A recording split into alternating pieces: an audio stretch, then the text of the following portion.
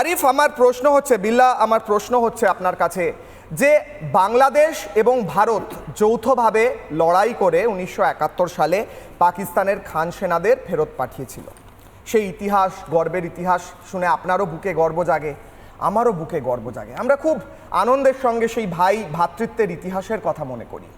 বাংলাদেশের মধ্যে বসে থাকা কিছু ব্যক্তি আছে যারা ভারতের বিরুদ্ধে কথা বলছে। আজকে তাদের একটু একদম নিন্দা করুন তো বসে, তাদের যে ভারত বাংলাদেশের বন্ধুত্ব সব সময় থাকবে, এই পাকিস্তান ধ্বংস হবে। বুঝছেন, গত কয়েকদিন আগে আপনাদের বিএসএফ বাংলাদেশের ত্রিপুরাতে যেভাবে বিজেপি মার খেয়েছে সেটার কথা বলছেন না? ওটার কথা আমি বলছি না, আমি পাকিস্তানের কথা বলছি। আপনার আর আমার বন্ধুত্বের কথা বলছি দাদা। খুব ভালো লেগেছে দাদা, আরিফ, খুব সুন্দর ছিল।